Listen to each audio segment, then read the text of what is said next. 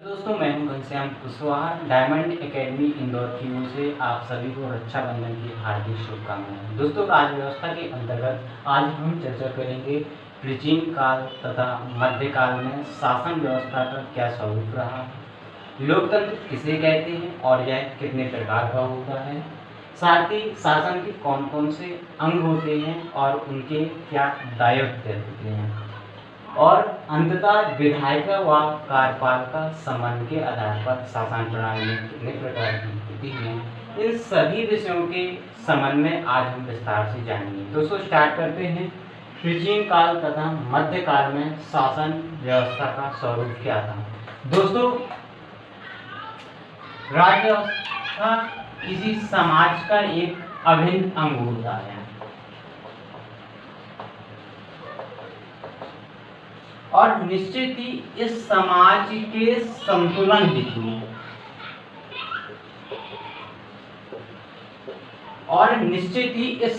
के संतुलन हेतु हमें एक सुदृढ़ राजनीतिक व्यवस्था की जरूरत होती है और यह राजनीतिक व्यवस्था का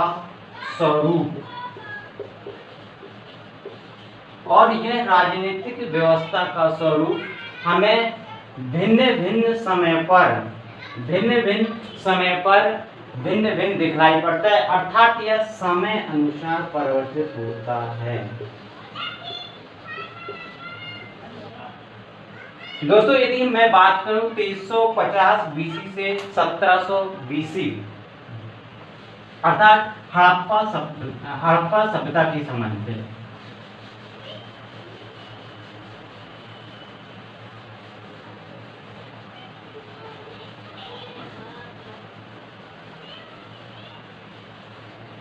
दोस्तों हड़प्पा सभ्यता, क्योंकि हम जानते हैं कि वहां पर किसी भी प्रकार के साहित्यिक स्रोतों नहीं प्राप्त हुए हैं, केवल हमें पुरातात्विक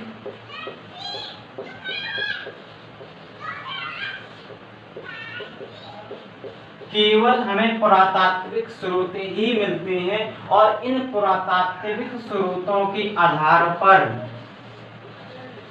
यह अनुमान लगाया जाता है कि वहां की राजनीतिक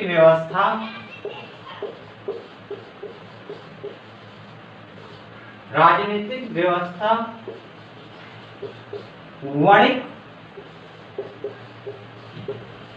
अर्थात व्यापारी वर्ग के द्वारा संचालित की जाती थी। दोस्तों, और इसके आगे यदि हम बात करें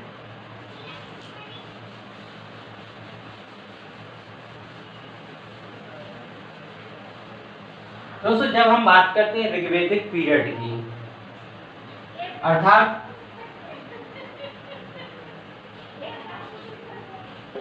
(1750) बीसी से 1000 बीसी तक, दोस्तों इस व्यवस्था के अंतर्गत राजतंत्र शासन प्रणाली का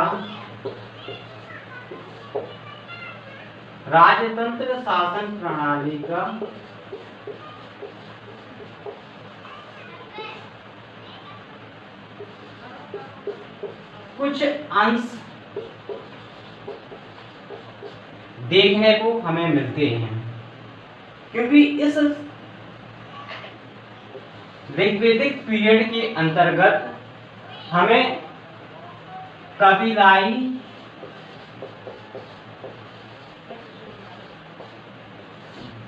कबीलाई राजनीतिक व्यवस्था देखने को मिलती है, जिसके अंतर्गत बहुत सारे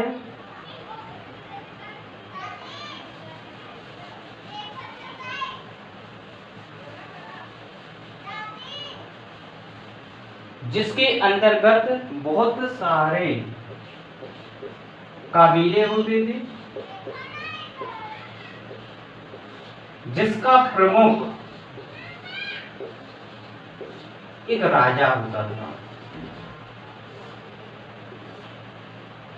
दोस्तों, कबीलाई राजनीतिक संरचना के अंतर्गत बहुत सारे कबीले होते थे, जिनका प्रमुख एक राजा होता था, किंतु राजा वंशानुगत नहीं था।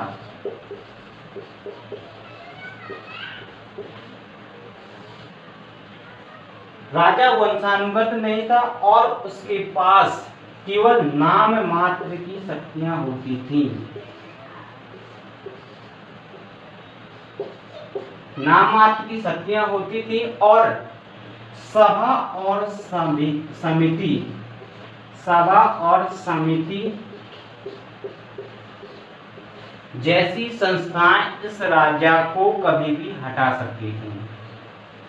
दोस्तों इसके बाद यदि हम बात करें उत्तर ऋग्वेदिक काल पे, जब लगभग 1000 BC के समथिंग लोहे की खोज हो जाती है, उसके बाद राजा की शक्ति बढ़ने लगती है और वह अपना राज्य विस्तार धीरे धीरे करने लगता है।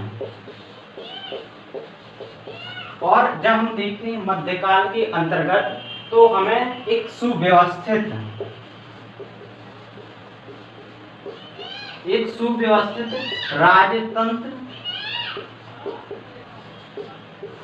राजतंत्र शासन व्यवस्था दिखलाई देने लगती है,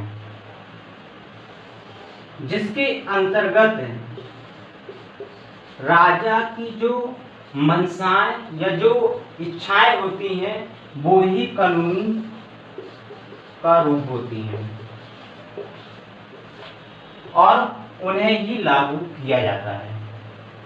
दोस्तों इसके बाद यदि मैं वर्तमान की बात करूं,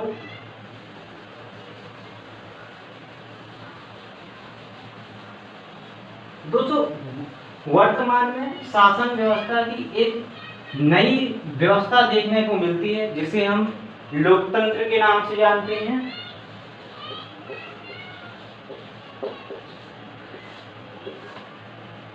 दोस्तों इस लोकतंत्र के अंतर्गत जनता का तंत्र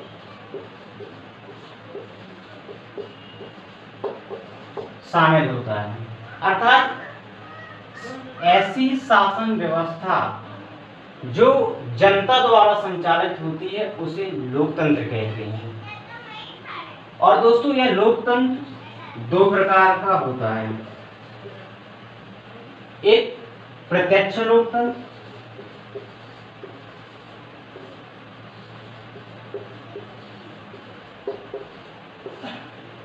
और दूसरा है अप्रत्यक्ष लोकतंत्र।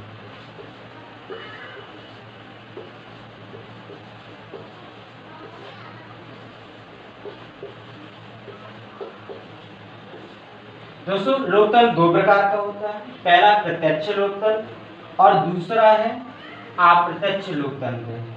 प्रत्यक्ष लोकतंत्र से आशय है कि जब जनता प्रशासन में सीधे भागीदारी होती है, और वहीं अप्रत्यक्ष लोकतंत्र से आशय है जब जनता अपने प्रतिनिधि के माध्यम से शासन व्यवस्था को संचालित करती है।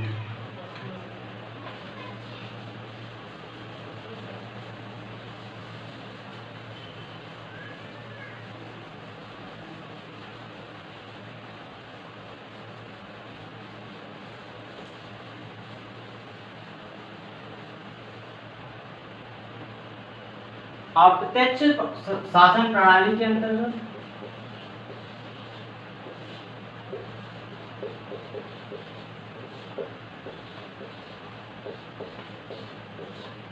जनता पहले एक प्रतिनिधि का चुनाव करती है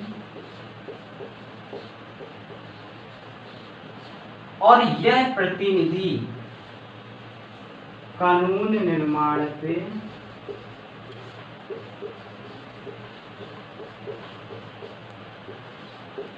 अपनी भागीदारी सुनिश्चित करता है, अपनी भागीदारी सुनिश्चित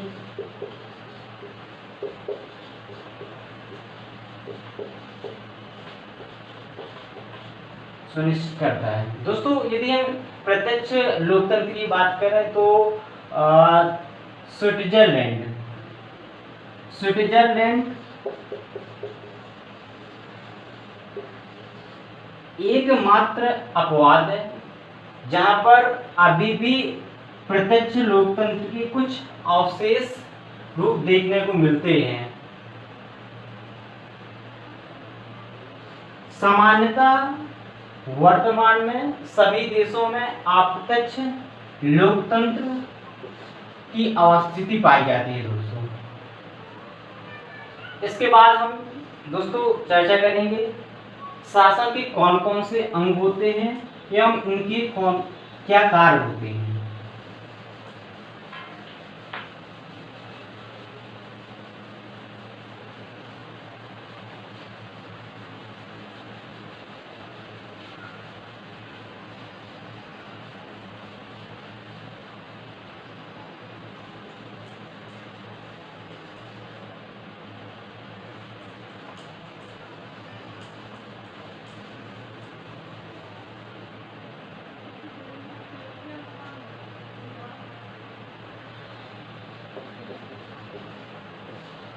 शासन के अंग दोस्तों, जिस प्रकार मानव शरीर में लगभग 80 अंग पाए जाते हैं और प्रत्येक अंग का एक विशेष कार्य होता है, उसी प्रकार दोस्तों सरकार शासन के 3 अंग पाए जाते हैं, जिसे हम विधायिका,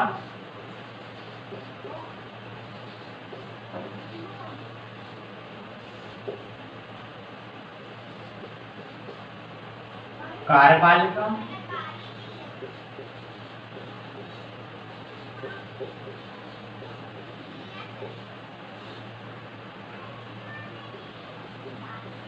और तीसरा है दोस्तों न्यायपालिका।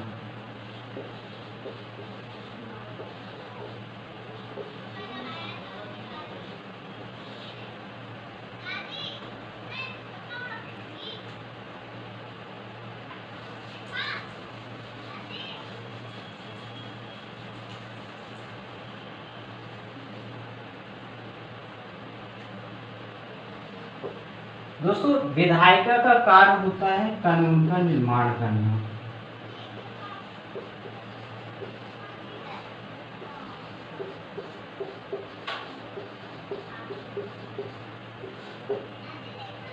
अर्थात शासन के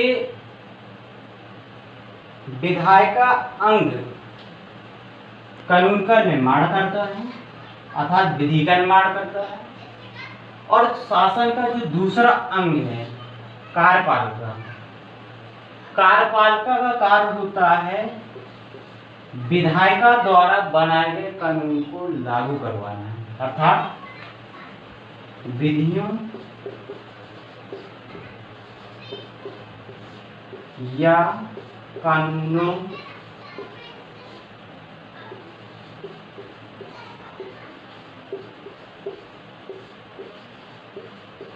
को लागू करवाना।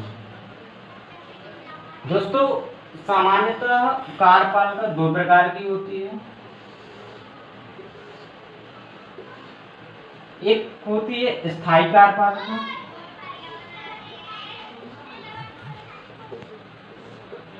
और दूसरी होती है अस्थायी कार्यपालिका।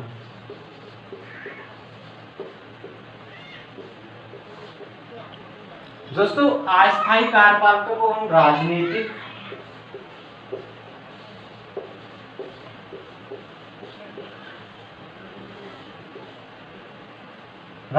कार्यपालिका भी कहते हैं, जबकि स्थायी कार्यपालिका को प्रशासनिक कार्यपालिका भी कहते हैं।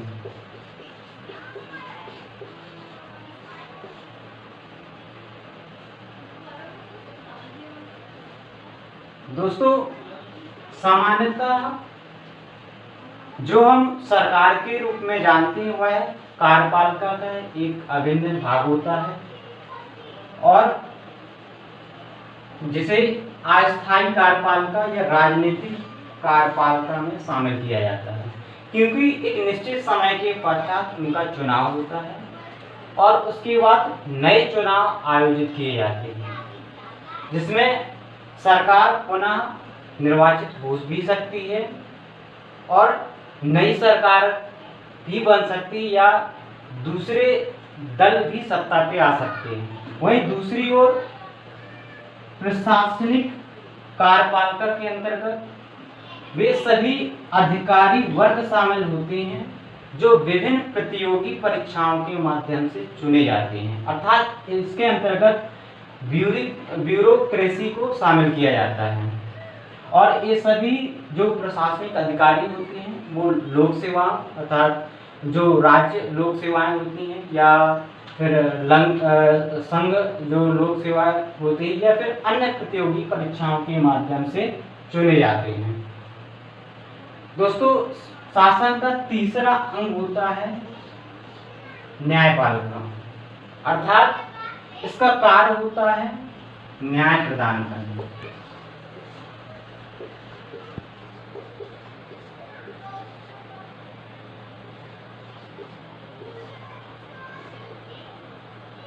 और यह विधायिका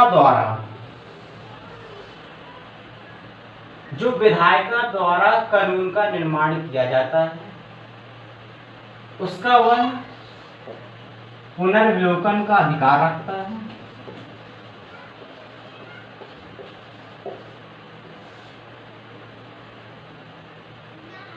और यदि कोई विधि या कानून विधायिका द्वारा ऐसा निर्मित किया जाता है जो कि संविधान के अनुकूल या असंगत है, तो ऐसे विधान या कानून को न्यायपालिका द्वारा शून्य घोषित किया जा सकता है या अमान्य घोषित किया जा सकता है। दोस्तों,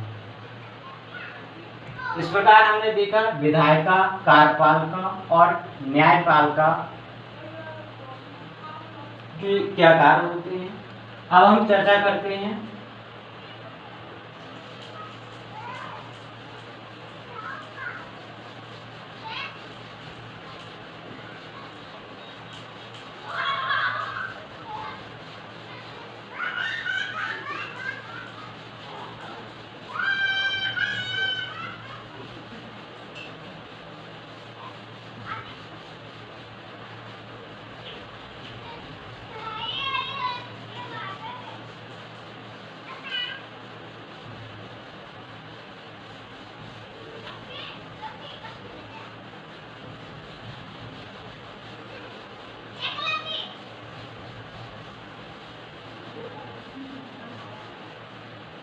दोस्तों, हमारा लास्ट विषय है विधायिका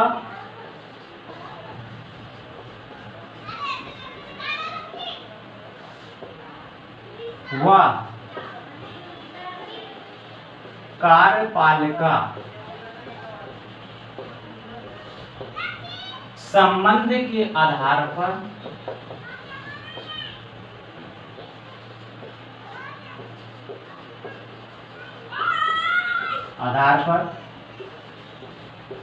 शासन प्रणालियां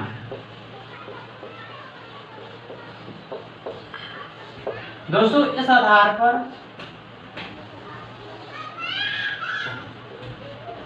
दो शासन प्रणालियां हमें देखने को मिलती हैं। पहला संसदीय शासन प्रणाली,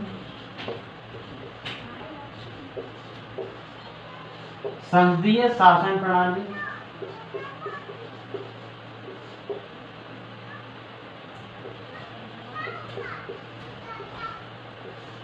और दूसरा है अध्यक्षीय शासन प्रणाली।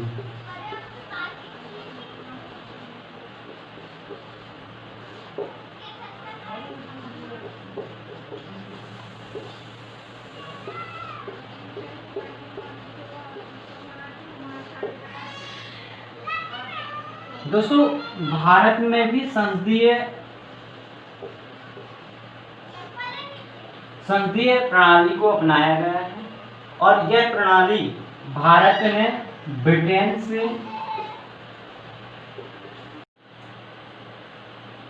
दोस्तों भारत ने यह व्यवस्था ब्रिटेन से अपनाई है वहीं अध्यक्षीय शासन प्रणाली का एग्जाम्पल देखें तो संयुक्त राज्य अमेरिका,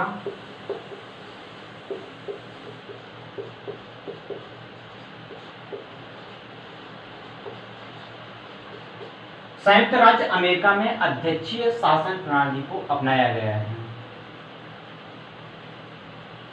दोस्तों, संसदीय शासन प्रणाली के अंतर्गत विधायिका व कार्यपालिका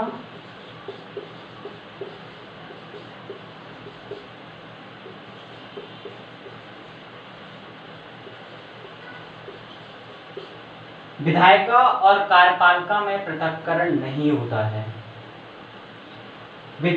कार्यपालिका का निर्माण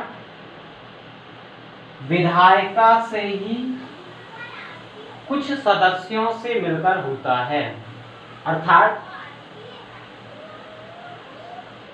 चुनाव के माध्यम से जो सदस्य निर्वाचित होते हैं और केंद्रीय विधायिका या राज्य विधायिका के सदस्य बनते हैं, उनमें से जो दल या गठबंधन दल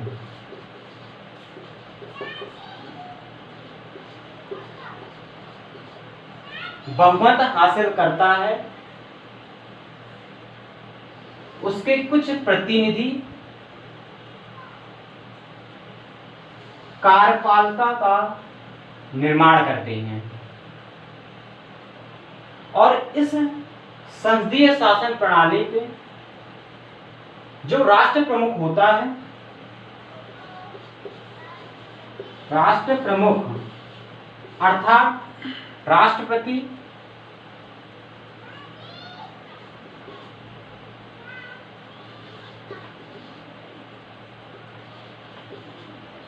नाम मात्र का होता है, अर्थात जो वास्तविक कार्यपालिक शक्तियां होती हैं वो प्रधानमंत्री में निहित होती हैं।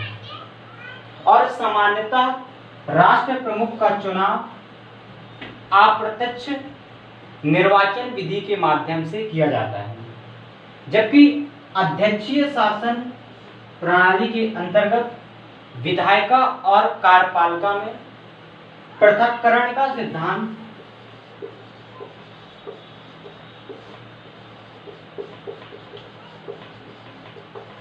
देखा जाता है, अर्थात विधायिका और कार्यपालिका एक दूसरे से पृथक होकर कार्य करते हैं और राष्ट्रपति का चुनाव प्रत्यक्ष तरीके से जनता द्वारा निर्वाचित किया जाता है।